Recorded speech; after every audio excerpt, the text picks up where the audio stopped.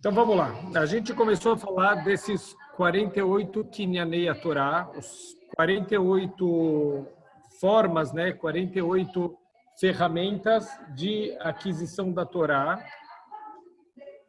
Miri. Oi.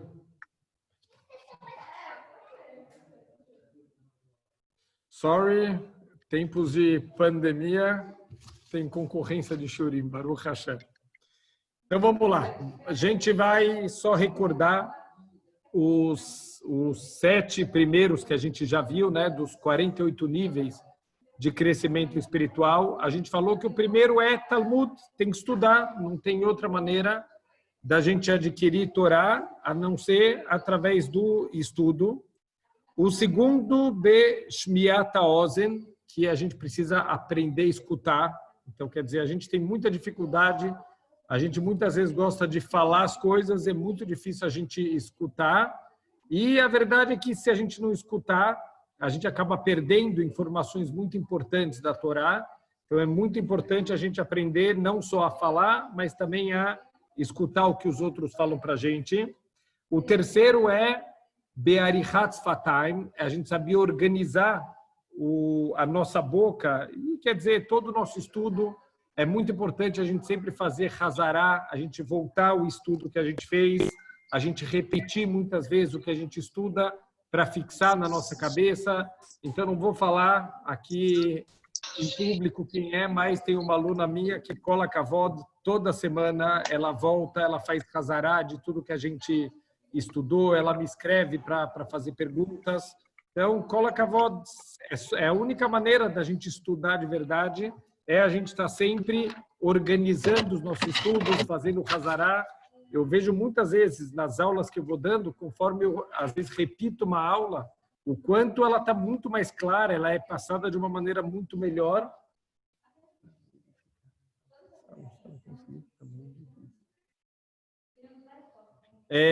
O quarto ponto era de Vinat Alev, o entendimento do coração, que a gente tem que se esforçar. Uma coisa a gente entender na cabeça, mas no coração é muito difícil a gente conseguir aprofundar, a gente conseguir internalizar as coisas que a gente está estudando. Então, a gente precisa muito usar, a Torá exige muito da gente, é interessante isso, não só a nossa parte intelectual, mas também que a gente faça as coisas com o coração, também com muito sentimento.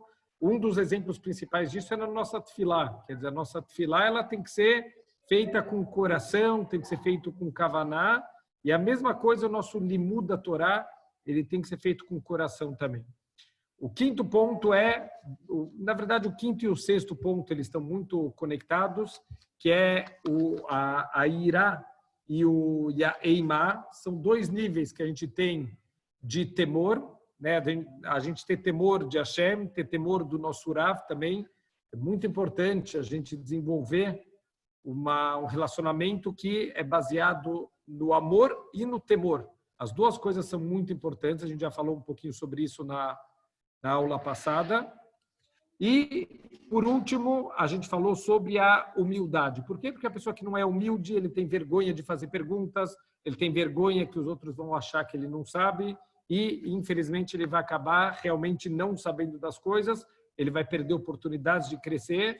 E não só, a gente já falou que Deus ele não permite alguém que é balgavá, alguém que é uma pessoa orgulhosa, alguém que se acha melhor que os outros, Deus não permite que essa pessoa ela tenha de verdade Torá. Então, isso é um detalhe que a gente tem que sempre parar para refletir, porque a gente sempre associa, como a gente falou na aula passada, o conhecimento de Torá com o número de horas que a gente vai estudar e a dedicação. É verdade, é óbvio que quanto mais a gente estudar, quanto mais a gente se dedicar para a Torá, mais Torá a gente vai ter. Mas a gente vê também que os traços de caráter são importantes para a gente adquirir Torá de verdade, porque Deus ele não quer que a Torá dele ela vai estar sendo divulgada por alguém que não é uma boa pessoa ou alguém que não tem boas midot, bons traços de caráter. Então, se a gente quer de verdade que Deus revele para a gente os conhecimentos, até os segredos da Torá, a gente tem que se comportar sempre sempre Bezrat Hashem com humildade a gente tem que ter, sempre fugir de qualquer tipo de orgulho, de achar que a gente estudou e já que a gente estudou, a gente é melhor que os outros. Deus me livre, a gente tem que saber que por mais que a gente estudou muito, a gente ainda está muito longe do mínimo que a gente deveria ter estudado. Então, a humildade é muito importante no estudo e a gente vai ver alguns outros pontos que eles acabam tendo também uma conexão com a humildade e o nível de Torá que a gente vai adquirir. Então, isso foi, rapidamente, até todo mundo entrar, é o que a gente falou na semana passada. E vamos começar, a partir de agora, nessa aula, já no a oitava ferramenta de aquisição da Torá, de crescimento espiritual, é talvez uma das ferramentas mais importantes e, ao mesmo tempo, uma das ferramentas mais difíceis para a gente trabalhar, em especial nesse momento agora, que a gente está com dificuldades, com coronavírus, com tudo que a gente está limitado, na nossa movimentação, no nosso trabalho, que é Besimcha. O quanto a gente tem que, Bezrat Hashem, estudar a Torá. A verdade é que toda a nossa Avodat Hashem, ela tem que ser através da Simcha. Então, quando uma pessoa ela estuda com alegria, ela abre os portões para se conectar com a Torá, então ela vai estudar muito mais Torá, ela vai se aprofundar, ela vai absorver muito mais Torá. E é óbvio que quando a gente faz uma coisa com alegria, então você quer mais, você quer procurar mais Torá, você quer procurar mais sabedoria. Então, se você faz as coisas com alegria, com certeza a gente vai se aprofundar muito mais e vai querer estudar mais, vai procurar mais Torá. E, ao contrário, se Deus nos livre, para a gente a Torá é um peso e para a gente é uma coisa que é um trabalhão e escutar uma aula de Torá, então a gente vai acabar não procurando Torá e a gente vai, infelizmente, não chegar no nível que a gente poderia chegar. Outro ponto que a alegria por si só transforma uma pessoa numa pessoa mais completa. Então, toda vez que a gente vive com alegria, a gente se transformou numa pessoa melhor, numa pessoa mais completa. A gente vê interessante, do Aaron HaKohen, o Aaron, o irmão de Moshe Rabbeinu, está escrito que ele conseguia o tempo inteiro, ele estava procurando maneiras de ajudar as pessoas, maneiras de fazer coisas boas. Quando ele escutou que duas pessoas brigaram, ele está lá tentando fazer paz entre as pessoas. Então, tudo isso da onde veio? Então, falam que o conceito de shalom, de paz, é a mesma linguagem de shalem, alguém completo.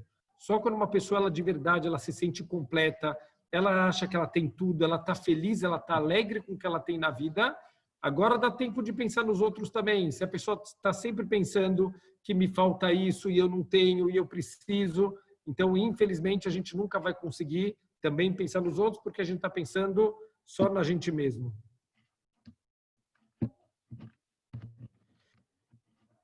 Aqui estão me fazendo uma pergunta muito legal e que isso talvez está muito conectado também com o estudo do Talmud, que estão me perguntando que tem alguns assuntos que a gente tem mais dificuldade para estudar e principalmente de estudar isso com prazer, com alegria. Então, como que a gente pode ter simcha nesses assuntos que não são tão agradáveis? Óbvio que cada um tem de forma particular. Tem gente, por exemplo, que adora estudar Halachá, gosta de estudar leis, coisas mais práticas. Tem gente que não, que gosta de coisa de abstrair, de estudar coisas que não sejam tão práticas. Então, o grande segredo, primeira coisa, é a gente entender a importância do que a gente está estudando. Quer dizer, quanto mais a gente entende o que é a Torá, o quanto a Torá pode mudar a nossa vida, pode conseguir transformar a gente em pessoas melhores, em pessoas mais bem preparadas, com certeza a nossa forma de estudar a Torá ela vai ser diferente. Tem muitas pessoas, por exemplo, que acabam tendo dificuldade de estudar Talmud. Talmud é um estudo muito difícil, muito profundo, e não é todo mundo que gosta. Então, uma das dicas que os nossos sábios eles trazem, o Hafetz Haim, ele traz um paralelo impressionante. Está escrito que a tribo de Levi eles eram escolhidos, eles foram escolhidos pelos méritos que eles tiveram para fazerem os serviços espirituais do povo judeu. Então, dentro da tribo de Levi, a gente tem os Koanim, que são os descendentes diretos do Aaron Cohen, mas a tribo de Levi em geral, eles estavam associados no deserto com o transporte, né, do Mishkan, quando o Mishkan era desmontado. Aquele templo móvel, ele era movimentado, ele era transportado pela tribo de Levi, quer dizer, isso era um mérito muito grande, eles poderem transportar o Mishkan no deserto, e também parte dos serviços, eles participavam dos serviços do Mishkan e, posteriormente, do Beit HaMikdash, e um dos serviços que eles faziam era cantar. Eles tinham que cantar. Então, a gente, por exemplo, todos os dias na Tfilá, tem um cântico diário, né? No finalzinho da Tfilá, o Shir Shel Yom, que a gente faz o cântico diário, é um dos salmos, né, de David HaMelech. E por que a gente faz esse Shir Shel Yom, esse cântico diário? Porque era o cântico que os Leviim, eles faziam. Então, enquanto está tendo a Avodá, a gente sabe que a música ela tem um efeito espiritual muito grande. Então, uma das coisas interessantes é que a gente tem 8 notas musicais. O 7 representa o mundo material e o 8 representa o transcendental. Então, a música ela tem um efeito muito grande na gente espiritualmente. Por isso, também tem que tomar cuidado com que tipo de músicas a gente vai escutar. Hoje em dia, tem coisa que não sei nem se é chamado de música e que faz mal para a nossa alma. Então, a gente tem que ser cuidadoso com a letra das músicas, que tipo de mensagem que as músicas estão transmitindo, porque é uma mensagem que vai direto para a alma, porque a música tem um efeito espiritual muito grande. Então, os Leviim também têm essa participação especial no Mishkan, no Beit HaMikdash. Eles fazem os cânticos diários, isso ajuda a elevar espiritualmente, né? Os Koanim recebem uma influência dessa música e isso eleva espiritualmente todos os serviços. A grande pergunta é, a gente sabe que cantar não adianta só querer. Tem muita gente que quer cantar, mas é um desastre, é desafinado. A pessoa não nasceu para isso. Quer dizer, cada um tem o seu trabalho no mundo. Então, o que acontece com o Levi que ele não sabe cantar? Ele tenta cantar, mas ele não sabe cantar. Então, o Havetz Haim, ele fala que qual que era a lei antigamente, que a pessoa tem que tentar por 5 anos. Se depois de 5 anos que ele tentou, ele viu que não deu, ele não conseguiu, então ele está dispensado desse trabalho de cantar. Então, a mesma coisa, na Torá, existe óbvio que às vezes é difícil, e tem uma regra que kolat halot kashot, todo começo é difícil. Então, a primeira coisa é a perseverança. Óbvio que, num primeiro momento, pode ser que tenha assuntos que são mais difíceis, e vai ser muito difícil a gente conseguir fazer isso com alegria. Mesmo assim, se a gente tentar ser perseverante e tentar mais uma vez, tentar procurar, muitas vezes tem enfoques diferentes em certos tipos de estudo. Então, por exemplo, a pessoa não gosta de Alahá, mas ele pode pegar certos livros que tratam Alahá de uma maneira mais prática, às vezes até com perguntas, né, de coisas do cotidiano, e depois tenta extrair disso a Alahá. Tem um livro do Rav Yitzhak Zilberstein Shlita, que ele traz muitos casos do cotidiano, e ele traz a Alahá, qual é a Alahá para esse caso, né? Casos, uma pessoa, ele foi para um hotel, e no hotel ele está com sede à noite, ele abre o frigobar para tomar um Guaraná do hotel, mas o Guaraná do hotel custa R$10, esse Guaraná. De manhã, ele vai lá no supermercado, ele compra o Guaraná por R$2 e repõe no frigobar do hotel. Pode fazer isso, não pode fazer isso? Quer dizer, isso é estudo de Alahá. Mas se a gente puder fazer de maneiras, coisas que estão difíceis para a gente tentar fazer de uma maneira que seja mais prazerosa, então tem muitos livros, tem muitas formas, Bezrat Hashem, da gente estudar, e que isso não seja uma coisa tão pesada, tão duro, mas a verdade é que muitas vezes precisa insistir um pouco mais, precisa forçar um pouco mais, e a gente falou em Lag BaOmer sobre o grande Rabi Akiva. O Rabi Akiva era alguém que odiava o estudo, alguém que odiava os sábios de Torá, odiava o limud da Torá, todo o estudo da Torá. Por quê? Porque ele tentou, foi difícil, ele levantou e foi embora. Quer dizer, ele entendeu quando ele viu aquela pedra que foi furada pela água, se ele tivesse insistido, ele ia conseguir entender, ele ia conseguir, aquela Torá ia conseguir entrar no coração dele, e ele voltou a estudar de novo, e ele virou o grande Rabi Akiva com 24 mil alunos. Então, muitas vezes precisa ser perseverante, e a simcha vai vir automaticamente, né? Quando a gente começar a se conectar com o nosso estudo, quanto mais a gente entender o valor do nosso estudo da Torá, mais alegria a gente vai ter de conseguir estudar. A alegria também, ela ajuda na claridade das coisas. Por quê? Porque a pessoa, por exemplo, que ela está preocupada, ou a pessoa que está triste, ela não consegue se concentrar no estudo, ela não consegue absorver as coisas. Então, por isso que a gente tem que estar sempre com alegria, tentar tirar todos os tipos de preocupação que possam afastar a gente, né, do entendimento, da absorção do nosso estudo de Torá. O coração também da pessoa, ele fica mais aberto para qualquer tipo de sabedoria quando a gente está feliz. Então, não se compara um dia que a pessoa vai estudar triste ou com muitos problemas na cabeça e um dia que a pessoa vai estudar feliz, que ela tá tranquila. Então, a alegria e a tranquilidade ajudam a gente a conseguir absorver as coisas. E, por exemplo, David Amelech, olha que interessante, aqui o Rav Munk, ele fala que a gente tem que estudar a Torá com alegria. Por quê? Porque a Torá é a diversão de Hashem. Então, o próprio David Amelech tem um passuco de Teilim que fala Lulei Torat Hashashuai Azavad Betibeoni. Se não fosse a tua Torá o meu presente, o meu prazer, então eu teria me afundado nos meus sofrimentos. A gente tem que saber que é impressionante. Até alguém me perguntou aqui, e isso é uma alahá interessante, tem um dia no ano que é proibido a gente estudar a Torá. Por que é proibido a gente estudar a Torá? É proibido a gente estudar a Torá no dia de Tisha B'Av, porque é um dia de tristeza, é um dia de introspecção, e a Torá, ela naturalmente, ela traz alegria para a gente. Então, uma vez, conto uma história de uma pessoa que ele foi falar com o Rosh Yeshiva, um aluno, ele foi falar com o Rav dele, né, o Rosh Yeshiva da Yeshiva que ele estudava, e ele falou, Rav, está escrito que a Torá traz alegria, né, de David Amelech, que se não fosse a Torá, essa alegria da Torá, ele não ia aguentar todos os sofrimentos, as dificuldades da vida, mas eu não consigo, como pode ser? É uma contradição, porque eu estudo e eu não consigo sentir essa alegria. Então, o Rosh Yeshiva mandou ele falar com o Rav Steinman. Rav Steinman, Zeher Tzadik Livracha, que era um dos maiores Rosh Yeshiva, um dos maiores Rabanim, né, dos nossos tempos. E ele foi falar com esse Rosh Yeshiva e o Rosh Yeshiva falou, olha, se alguém toma um sorvete, por exemplo, tem alguma chance da pessoa não ter prazer no sorvete? Alguém vai achar o sorvete uma coisa ruim? Então, o menino falou, olha, eu acho que não, Rav, não tem como, todo mundo gosta de sorvete, aquele gosto doce. Ele falou, não, tem uma forma da pessoa não gostar do sorvete, quando a pessoa, por exemplo, ela está com uma ferida na boca. Se ela tem uma ferida na boca, esse sorvete vai doer a boca dela, então não vai ser uma coisa prazerosa. A mesma coisa, se na nossa Torá a gente não está conseguindo ter alegria, pode ser que a gente está com uma ferida na nossa boca. O que quer dizer isso? Falou Rav Steinman.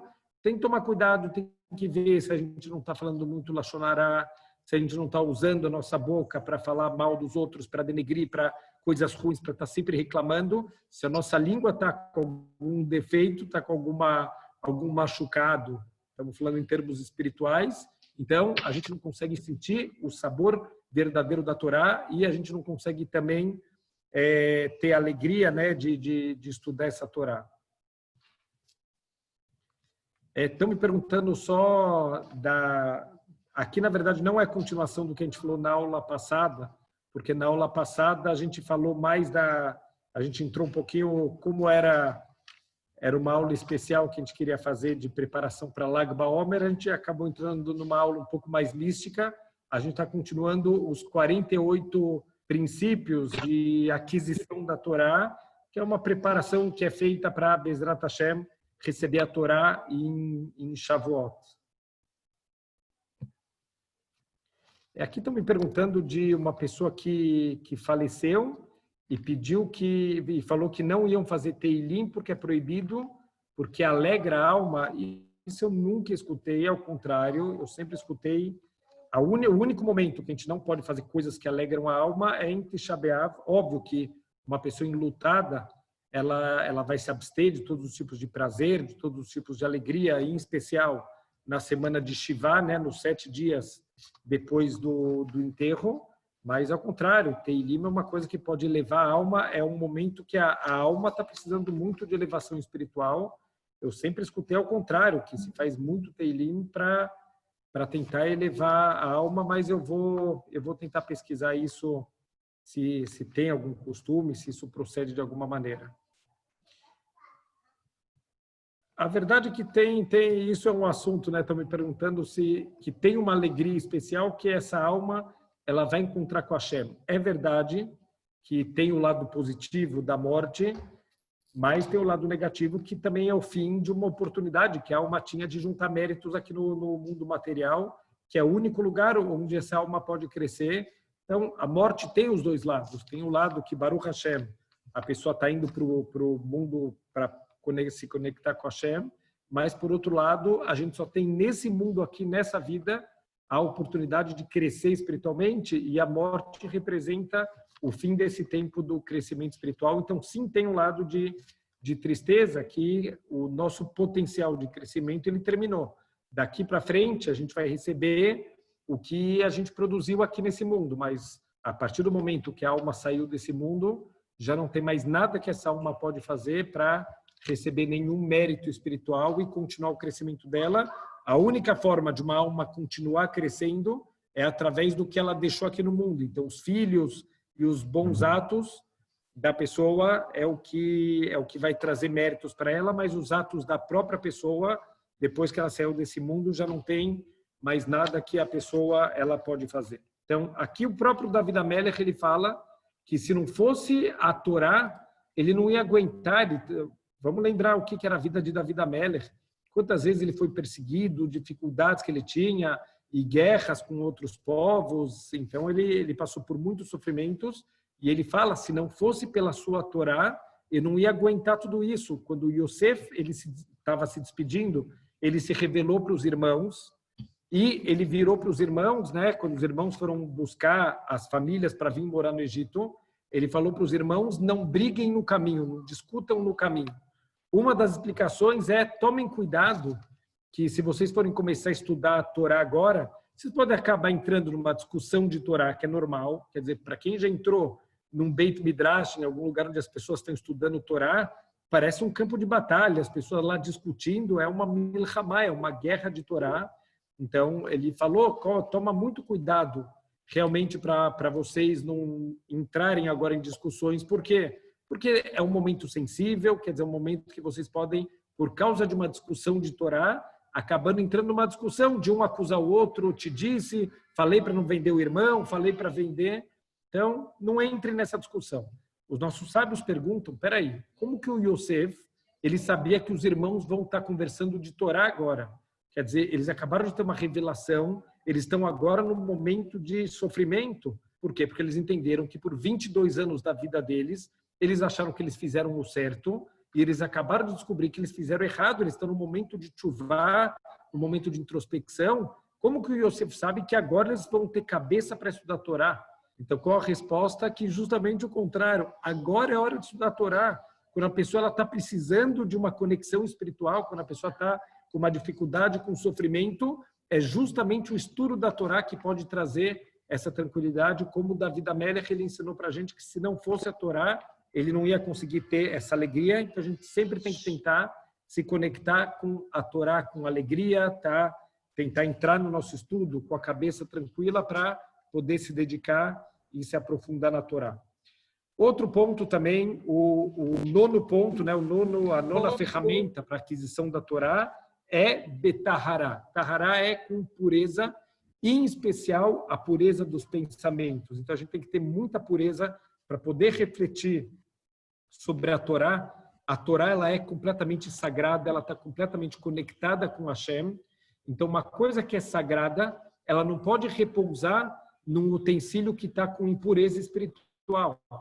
Se a pessoa não cuida dos pensamentos dela, se a pessoa... E muitas vezes perguntam, mas peraí, mas como que eu vou cuidar dos meus pensamentos? Não tem como. Quer dizer, os pensamentos vêm na nossa cabeça, o que eu vou fazer? Eu conto uma história, uma vez, de um rapaz que ele estava com problemas, estava tendo pensamentos que estavam incomodando ele, e ele não sabia o que fazer. Então, ele foi falar com o Rav dele, e o Rav dele, ele falou, olha, vai falar com o rabino que mora numa outra cidade, quem sabe ele pode te ajudar. O rapaz foi tentar falar com o rabino, e ele chegou lá, ele viu luz dentro da casa, ele bateu na porta, já estava começando a escurecer, e o rabino não abriu a porta, ele bateu, já não tinha mais transporte para voltar para a cidade, ele acabou dormindo na porta desse rabino. Quando chegou de manhã, o rabino abre a porta, vê ele dormindo lá, ele acorda o rapaz, fala, por favor, entra, quer tomar um café, se esquenta um pouquinho. E o rapaz pergunta para o rabino, falou, você sabia que eu estava aqui na porta? Ele falou, sabia, eu escutei você batendo. Ele falou, por que você não abriu a porta? Ele falou, porque eu queria te ensinar que quando você é dono da casa, você escolhe quem entra e quem não entra. Quer dizer, se você é dono da tua cabeça, você que escolhe o que vai entrar, o que não vai entrar na tua cabeça. Então, tem que tomar muito cuidado com o que a gente pensa. Estão me perguntando aqui, não sei se é isso que estão perguntando, se tem a ver com a nossa fala. É óbvio, tudo que a gente está pensando, tudo que a gente está vendo, tudo que a gente está falando, isso vai influenciando também os nossos pensamentos, a nossa pureza. A gente tem que tomar muito cuidado para não se expor para fontes de coisas que vão trazer pensamentos negativos. Hoje em dia, infelizmente, a gente está, antigamente, ainda na televisão, ter os horários de censura, até esse horário, não pode isso, não pode aquilo. Com a internet acabou, a qualquer hora do dia a gente está exposto, infelizmente, a coisas terríveis e cada vez mais de uma maneira mais banalizada, mais aberta. Se pega as notícias dos principais jornais que tem hoje em dia, quer dizer, não tem mais vergonha nenhuma de falar sobre moralidade, sobre... Então, infelizmente, se a gente está se expondo a isso, está escrito que os olhos, eles são os espiões do Yetzer Hara. Quer dizer, os olhos, eles enxergam as coisas e eles trazem isso para dentro da nossa alma. Então, se a gente começar, infelizmente, a olhar coisas que não tem que olhar, isso vai acabar causando pensamentos que a gente não tem que pensar. E existe uma regra que pensamentos, eles levam a ações. Ações levam a hábitos e hábitos levam à criação do caráter da pessoa. Quer dizer, tudo começa no pensamento. Se o pensamento, ele não é puro, os nossos atos, a nossa fala não vai ser pura, nossos atos não vão ser puros e, infelizmente, a gente também não vai ter uma índole correta. Então, tudo a gente começa no pensamento.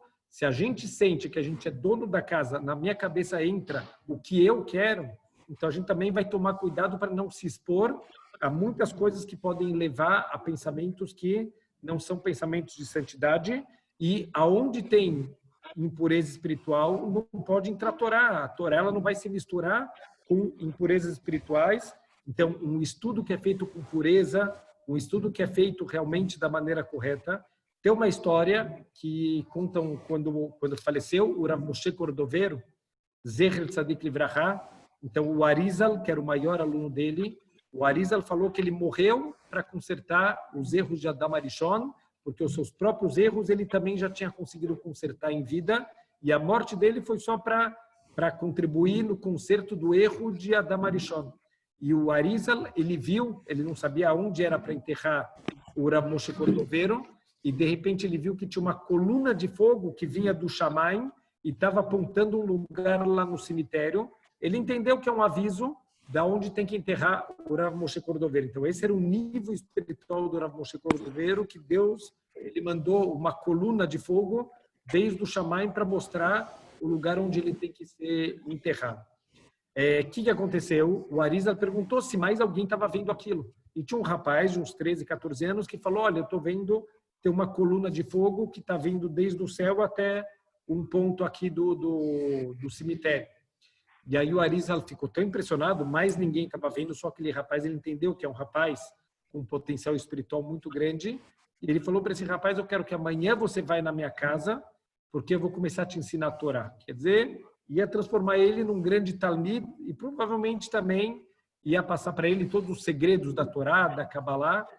Então, o que aconteceu? Naquela noite, o rapaz ele teve pensamentos que não eram adequados.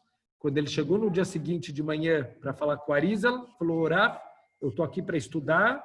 O Rav olhou para ele e falou, você pode voltar para tua casa, você perdeu o mérito que você tinha de poder estudar. Então, o quanto a gente tem que ser cuidadoso, quanto a Torá de verdade ela tem que vir embrulhada com pensamentos de pureza. A gente tem que tomar muito cuidado com o tipo de coisas que a gente vai se expor, porque a maioria das coisas que a gente vê hoje em dia nas propagandas, nas divulgações que tem por aí, infelizmente estão recheadas de muitas coisas de impureza. Próximo ponto é o Shimush Hachamim. O que quer dizer? A 10ª ferramenta é a gente servir os sábios de Torá. O que quer dizer isso? A gente falou um pouquinho sobre isso na aula passada. A gente estar conectado com os Rabanim, a gente está o tempo inteiro querendo aprender não só da Torá, do que os nossos Rabanim falam, mas da forma como eles se comportam. Então, quando você está... A gente falou, inclusive, de pessoas alunos que se escondiam embaixo da cama dos seus rabinos para aprender como eles se comportam dentro de casa. E quando eles eram pegos, né, no flagrante, e o rabino dava uma bronca, falou, o que vocês estão fazendo aqui? Eles respondiam, isso também é Torá. A gente quer aprender Torá e a gente quer aprender Torá na prática. Por quê? Porque quem tem Torá de verdade, não importa se ele está aos olhos das pessoas, todo mundo vendo a pessoa se comportando, ou se ele está dentro da casa dele, entre 4 paredes, quem tem temor a Deus verdadeiro, para ele não tem diferença nenhuma, ele sabe que ele está sempre diante de Hashem, e alguém que está diante de Hashem, ele, dentro de 4 paredes, ele se comporta exatamente da mesma maneira. Então, quando você dá valor para os sábios de Torá, você vai querer... o título desse item é Shimush Hachamim. Nós servimos os sábios, né? A gente está conectado com os sábios, a gente saber valorizar os sábios da geração. Então, a gente tem que tomar muito cuidado, por exemplo, para não desprezar os ensinamentos dos nossos sábios, a sabedoria deles. Um exemplo, né, de uma história que eu escutei, de uma família, infelizmente, que os filhos se afastaram dos caminhos de Torá. E os Rabanim, eles ficaram muito preocupados, né? Por que uma família com um pai tão sério, uma mãe tão séria, pessoas que cumpriam Torá e Mitzvot, por que todos os filhos se afastaram dos caminhos da Torá? Não dava para entender. E aí eles começaram a procurar, até que eles descobriram qual foi o ponto aonde começou o afastamento dos filhos dos caminhos da Torá. O que aconteceu? O que eles descobriram? Que uma vez eles estavam estudando uma Mishnah, e a Mishnah está escrito que as mulheres elas têm que tomar muito cuidado no momento que elas vão dar à luz, que por causa de 3 averot, as mulheres elas podem morrer no momento que elas vão dar luz, se elas não cuidam da halá, né, de tirar a halá do pão, se não cuidam da lakat nerot, se não cuidam das leis de nidá, das leis do período de impureza das mulheres. Então, se a mulher não cuida dessas 3 coisas, elas podem morrer no momento do parto. Então, é um momento de julgamento. Os filhos viraram para o pai e falaram, pai, não entendemos essa Mishnah. O que quer dizer isso? A gente conhece um monte de mulheres que não têm méritos espirituais e não morrem no momento do parto. E a gente conhece um monte de mulheres que são mulheres tzadikot e que morrem no momento do parto. Por exemplo, Rachel Imeinu, ela faleceu no momento do nascimento do Binyamin. Então, como pode ser que o Pirkei Avot está falando isso? Óbvio que qual que é a explicação para isso? A explicação que isso é um dos cálculos que a Hashem está fazendo. Esse é o momento de julgamento. E a Hashem, nesse momento, se a Hashem encontra uma falha, em especial nessas 3 áreas, então, como isso desperta momentos de perigo de vida, despertam o julgamento de Hashem.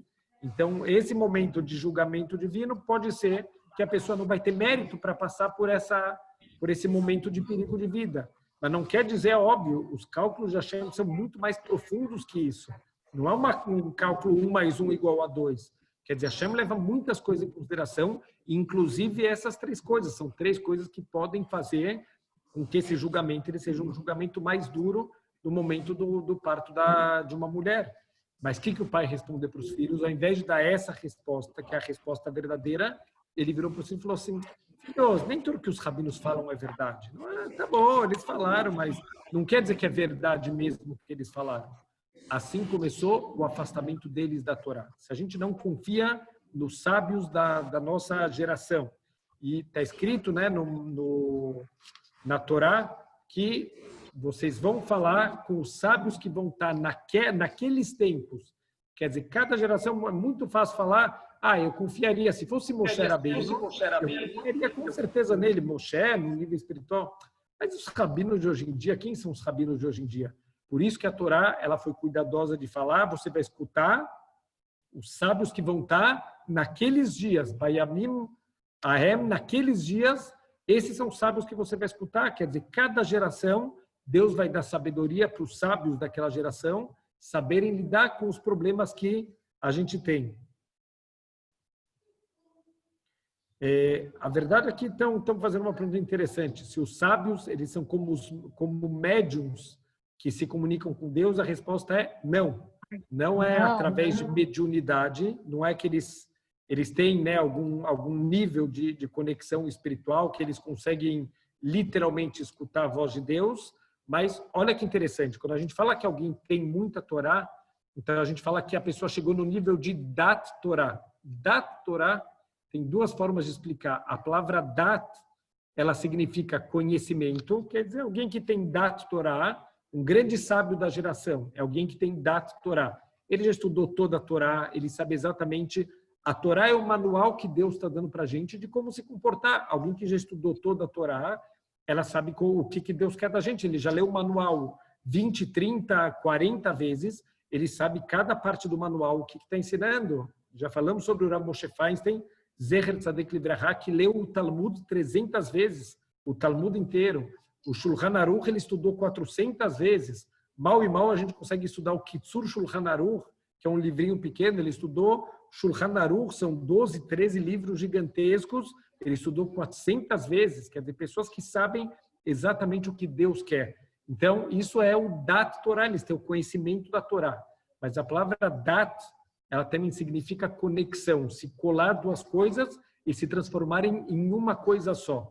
Então, por exemplo, olha que interessante, está escrito que Adam yada et Havá. Adam, ele se conectou com Havá e os dois se transformaram em uma criatura só. Então, Dat significa essa conexão espiritual. Então, quando alguém chega no nível de Dat Torá, a Torá já está tão internalizada nele que quando a gente vai fazer uma pergunta, já não é mais a opinião pessoal do Rav, já é a opinião da Torá, ele já está te dando o que Deus quer. Por quê? Porque ele já entendeu de uma forma profunda, ele já se conectou de uma maneira tão forte com a Torá que virou uma coisa só.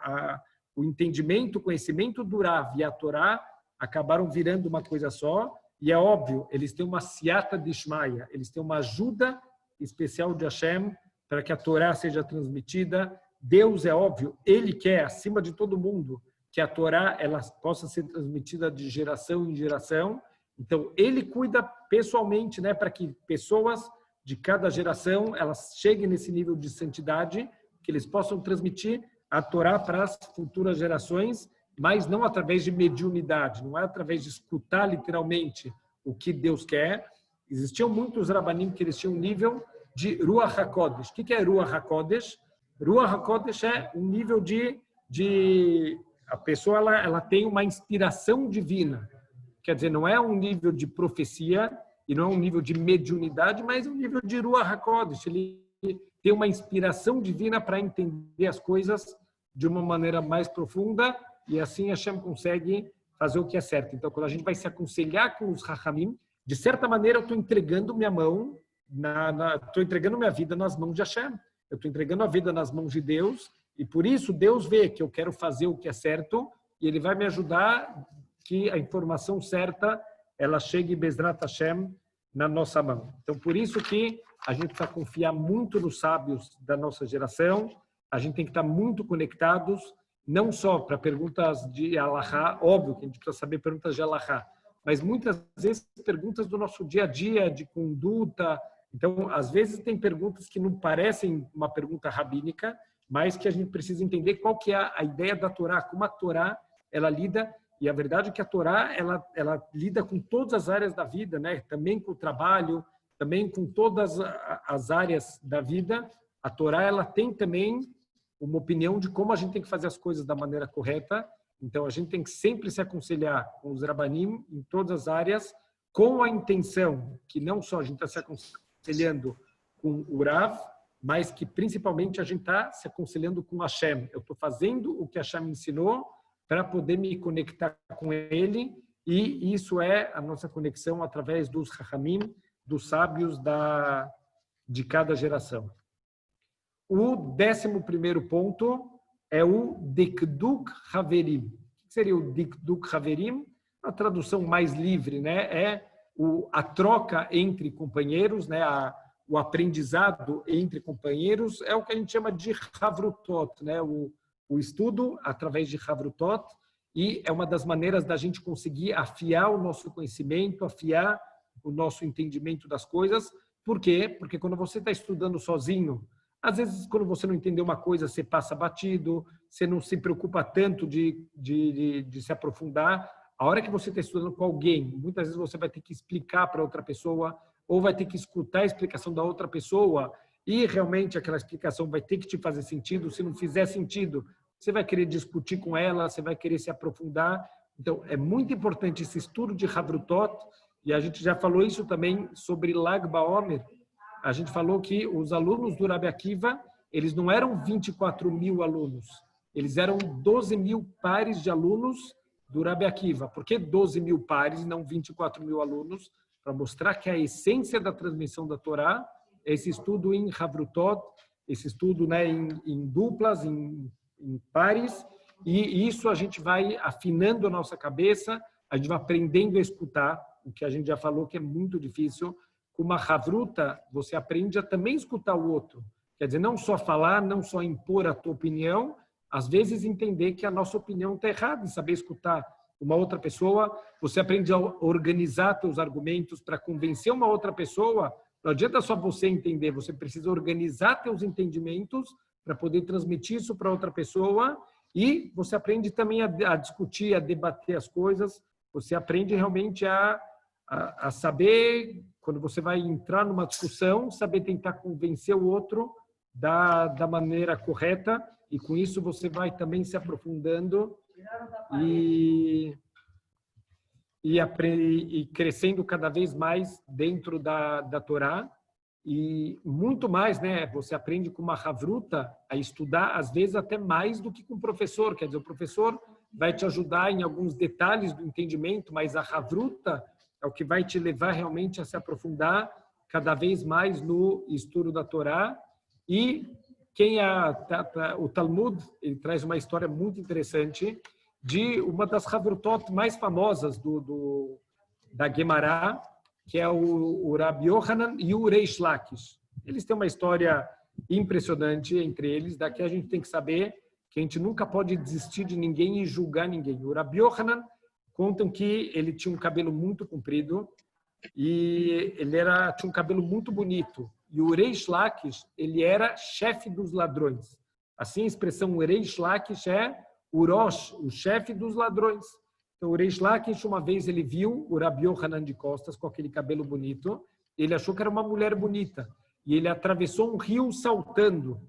Então, quando o Rabi Yohanan viu isso, falou: uau, como que você conseguiu, da onde você tem essa força? Se você canalizasse essa força que você tem para fazer coisas ruins, para cometer roubos, para saltar rios, você usasse isso para Torá, você ia virar um gadol, você ia virar um gigante de Torá.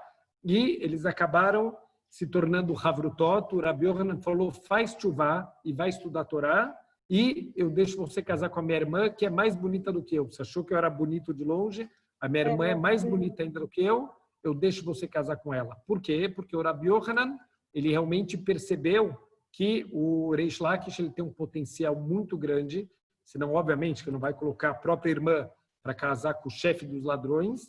E ele prometeu: se você fizer tchuvá e for estudar Torá, eu te dou minha irmã. Ele enxergou no Reish Lakish o potencial, e realmente é uma das Havrutot da Gemara que mais aparece nas discussões, opinião do Reish Lakish, opinião do Rabi Yohanan, e o tempo inteiro eles estão discutindo.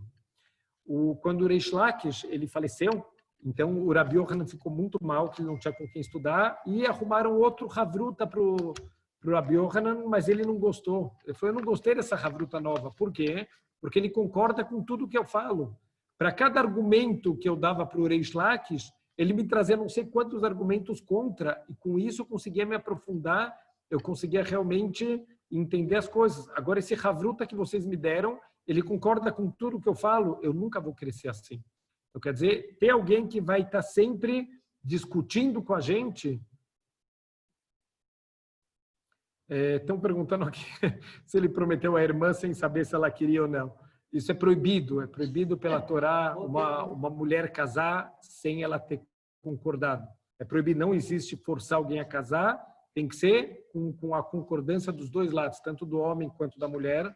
Os homens também concordam em casar, Bezrat Hashem, mas os dois têm que concordar, tem que ser concordância dos dois. Para os homens é meio game over, né?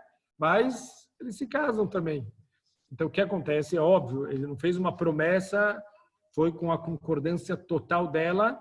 Ele entendeu que o Reish Lakish tinha um potencial muito grande e que, com certeza, ele conhecia também a irmã dele, sabia que alguém que estava procurando, alguém com grande potencial espiritual e que também ia gostar muito de uma pessoa com tanto potencial. É uma boa pergunta, né? Quem não casaria com o cara que era chefe da máfia e virou um Talmid Chacham? Gostei da pergunta. Do Ezrat Hashem, é uma pessoa que era o chefe do Yetzer Hara e agora virou o maior inimigo do Yetzer Hara. É alguém que tem méritos muito, muito grandes. Não só um Baal Teshuvah, mas é um Baal Teshuvah que começou lá do menos 50 e agora chegou no nível mais 50. Quer dizer, tem méritos aí muito, muito grandes, muito maior do que qualquer pessoa que já nasceu e já era um tzadik e não teve que fazer todo esse caminho de volta para a Torá. Outra coisa, né, outro ponto, que é o 12º ponto, que é o Bepilpul Atalmidim, a discussão, o debate com os discípulos. É muito importante que os Rabanim eles desenvolvam, né, a discussão com os Talmidim, as perguntas dos Talmidim, elas acabam deixando os Rabanim cada vez mais sábios. E eu vejo impressionante, né? Muitas perguntas que as pessoas fazem e que, Baruch Hashem, eu tenho que ir atrás. Às vezes eu não sei a resposta, às vezes, quase sempre não sei a resposta. Eu tenho que ir atrás da resposta. E, Baruch Hashem, eu aprendo uma coisa nova. Então, através dos Talmidim, os Rabanim, eles conseguem aumentar a sabedoria. Então, eu já falei, muitas vezes as pessoas ficam, Irav, desculpa te incomodar, vou te mandar uma pergunta. E eu já falei, não é incômodo nenhum, para mim é uma alegria poder receber as perguntas e Baruch Hashem, através das perguntas, a gente vai refinando, a gente vai afiando o nosso conhecimento. Nem tudo a gente sabe, muitas coisas a gente vai pesquisar e mesmo assim tem respostas que são difíceis, mas Baruch Hashem, a gente está aqui para aprender e as perguntas dos Talmidim e das Talmidot também, Baruch Hashem é o que vai ajudando a gente a saber mais, a saber argumentar, a saber colocar. Eu vou contar um segredo. Quando eu voltei para o Brasil, depois de passar 5, 6 anos em Israel, eu me infiltrei em grupos no Facebook para aprender a discutir coisas, para aprender a... Eu criei um perfil falso e eu entrava em grupos até não judaicos para debater e aprender a argumentação, né? Ver o que as pessoas argumentavam, aí eu parava para pensar, procurava uma resposta. É assim que a gente vai crescer na vida, é aprendendo a argumentar, aprendendo a refletir. Uma boa pergunta, às vezes, você entende uma coisa de uma maneira muito mais profunda e que até hoje você não tinha entendido. Então, não tenho vergonha nenhuma. Quem tiver perguntas, pode mandar. Não garanto que eu vou ter respostas, que eu vou encontrar respostas para todas, mas que vai ser para mim um prazer escutar. Às vezes, uma boa pergunta, ela vale mais do que uma boa resposta. Teve um Rav, o Rosh Kolel, que uma vez chegou, ele morava no prédio de um outro Rav aqui da cidade e veio se hospedar na casa desse outro Rav, um grande Rav de Israel. E quando esse Rav estava indo embora, né, estava indo para o aeroporto, ele fez questão de passar na casa desse Rosh Kolel, né, bateu na porta e fez uma pergunta muito profunda. E aí perdão, esse Rav, ele pediu para esse Rosh Kolel, falou, me faz alguma pergunta, alguma coisa que está te incomodando muito, por favor, eu quero escutar a pergunta. E aí o Rosh Kolel fez para ele a pergunta, ele falou, uau, que pergunta bomba, né? Aí quando o Rosh Kolel foi responder para ele falou, não, eu não quero a resposta, eu te pedi a pergunta, me deixa refletir sobre a resposta, eu adorei a pergunta, eu quero ficar com essa pergunta um pouco na cabeça, você me der a resposta, você vai me tirar essa alegria. Então, Baruch Hashem, essa discussão do Rav com os Talmidim, com as Talmidot, é o que afia, mas a gente tem que tomar muito cuidado, porque tem horas e horas de perguntar. O que quer dizer isso? Então, um dos Yetzer Hara, né, que a gente tem das nossas más inclinações é, por exemplo, quando tem um shiur de Mussar. O que é o Mussar? A gente já falou, são aulas de autoaprimoramento, são materiais, às vezes até uma história bonita que a gente escuta, E qual que é a ideia principal do Mussar? Que a gente pegue essas informações, a gente reflita, a gente deixa isso entrar no nosso coração. Às essa pessoa começa a fazer perguntas, ele quer mostrar que ele pode fazer pilpul. O que é pilpul? Né? Que é, assim a gente fala, essa aquisição chama de pilpul talmidim. Pilpul é essa perguntas e respostas, né? Essas discussões. Pilpul vem de pilpel. Pilpel também é pimenta.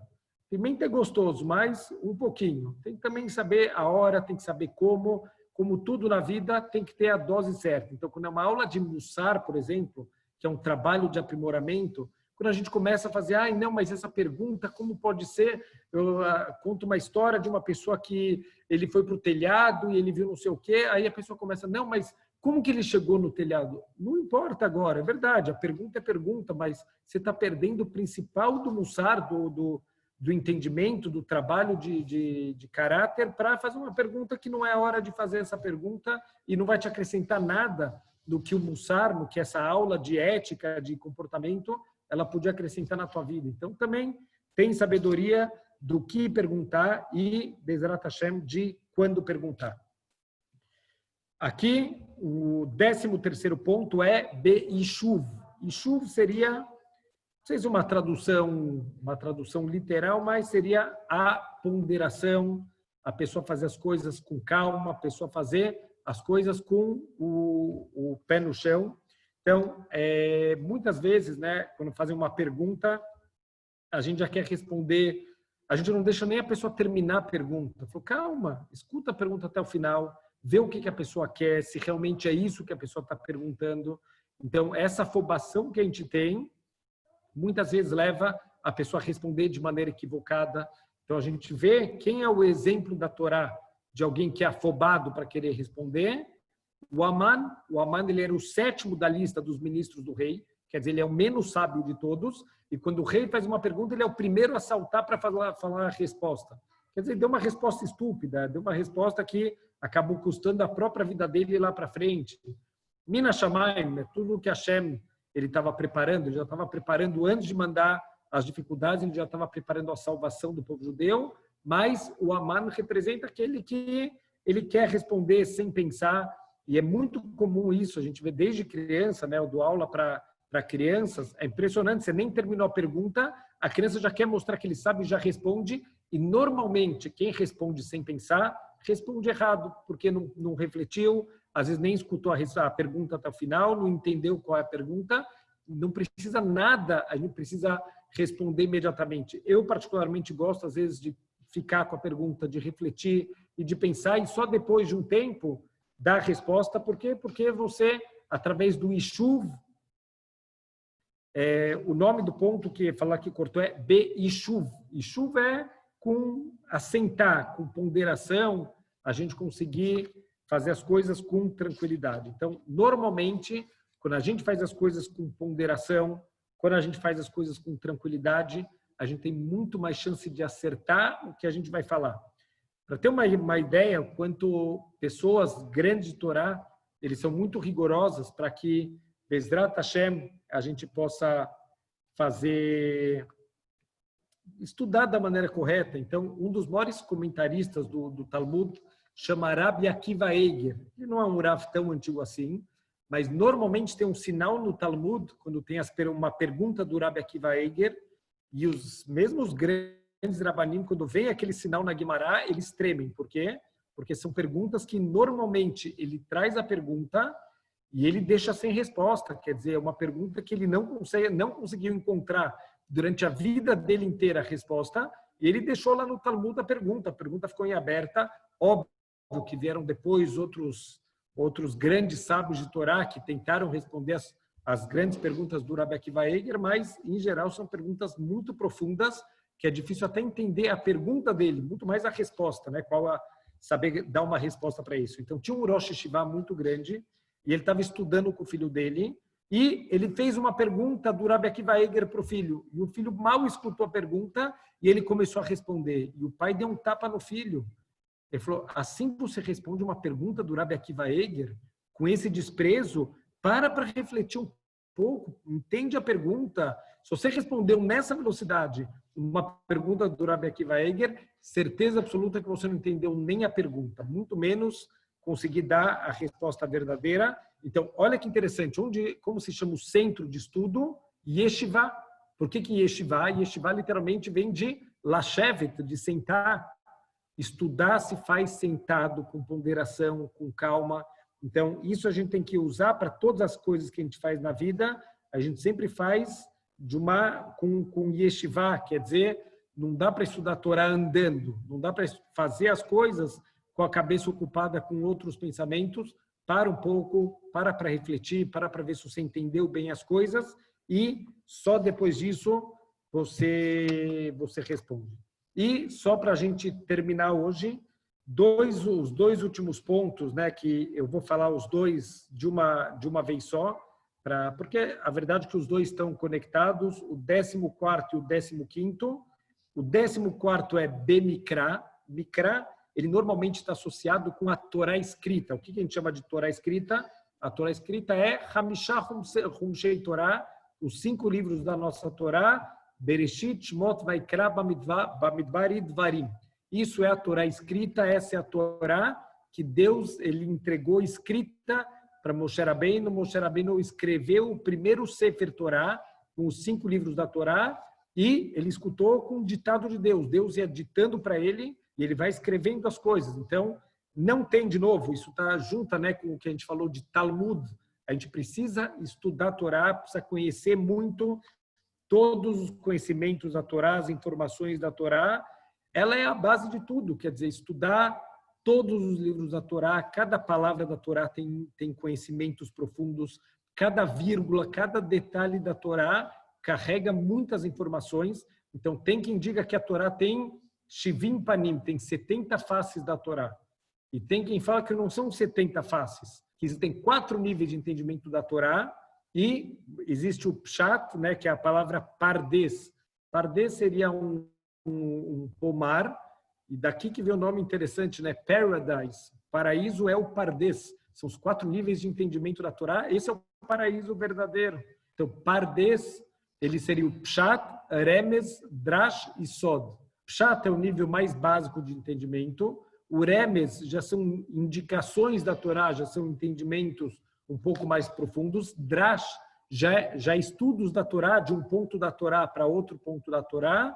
E Sod são os segredos da Torá. Quer dizer, a Torá completa são só com esses 4 entendimentos. Então, tem quem fala que não são 70 entendimentos da Torá, são 70 entendimentos em cada um desses 4 níveis. Significa são 280 entendimentos para cada passuco da Torá, para cada detalhe da Torá. Só tem uma maneira, estudando a Torá. Mas essa Torá, que é a Torá escrita, ela foi entregue junto com Bemishnah, que é o 15º, a 15ª ferramenta de aquisição. O que é a Mishnah? Ela é representada pela Torá Shebe'al Peh, a Torá oral. Então, essa Torá oral, ela foi transmitida também para Moshe Rabbeinu no Har Sinai, no Monte Sinai. O que está incluído dentro da Torá oral? Então, todo o Talmud, né, que é a Mishnah e a Gemara, todos os Midrashim estão transmitidos também oralmente, e como a gente já explicou, a parte do Zohar, toda a parte da Kabbalah, a parte mística também está dentro dessa Torá, que é uma transmissão oral. E existiram muitos grupos, olha que interessante, existiram muitos grupos na história do povo judeu, grupos reformistas, como, por exemplo, os Tzdukim, que é traduzido como saduceus. Os Tzdukim, o que eles faziam? Eles aceitavam a Torá escrita, mas eles não aceitavam a Torá oral. Então, será que pode a Torá escrita sem a Torá oral? Qual que é o grande problema? Na Torá escrita, o que está escrito na Torá escrita? O Tânia também. O Tânia está me perguntando o que é o Tânia. Também é parte da Torá mais oculta, que foi transmitida oralmente. O Tânia, basicamente, também partes da Torá oral, digamos, de uma maneira mais simples de entender, são gotas de Kabbalah diluídas em outros tipos de sabedoria, mas são coisas já mais profundas, né, da parte mais mística da Torá. Então, precisa de muito estudo para entender. Foram rabanim grandes, né, que lidaram com todo esse material mais místico. Não são coisas muito fáceis da gente entender. Então, todos esses grupos, né, que eles não querem receber a Torá oral, eles têm um problema muito grande. Está escrito na Torá que você vai colocar o tefilim na tua mão e um totafot entre os teus olhos. Isso é a mitzvah de tefilim. Coloca o tefilim no braço, na mão, e o totafot entre os olhos. Quer dizer, o que é isso? Como que eu cumpro essa mitzvah? Será que se eu colocar um relógio e um nariz de palhaço cumprir a mitzvah? Porque eu estou colocando um sinal, está escrito, não é nem tefilim. Você vai colocar um sinal na mão e um totafot entre os olhos. Se eu não tiver Torá oral, eu não tenho a Torá escrita também. Eu não tenho como cumprir a mitzvah de tefilim. Está escrito na Torá, escrita que vocês vão fazer a shritá, o abate kasher, conforme eu ensinei. Se alguém me mostrar na Torá escrita aonde está ensinado, ganha um prêmio, não está escrito. Quer dizer, a Torá escrita seria um resumão da palestra que Deus deu no Har Sinai, e a Torá oral é a essência dessa palestra. Quer dizer, então, tudo que foi ensinado no Har Sinai tem que estar, pelo menos, indicado na Torá escrita, mas todo o aprofundamento, o que é o tefilim, e uma caixa, e o que tem dentro dessa caixa, e que tipos de pergaminho, tudo isso, na verdade, tem que estar explicado de uma maneira muito mais profunda na Torá oral. Então, não existe, até o Aleph Beit, se eu não tenho uma transmissão oral, eu não sei o que é Aleph, o que é Beit. Uma história muito famosa do Hillel Azaken, que veio uma pessoa se converter, o Hillel, ele recebeu essa pessoa, e essa pessoa virou para o Hillel e falou, olha, eu quero a Torá escrita, mas eu não quero a Torá oral, tudo bem? O Hillel falou, tudo bem.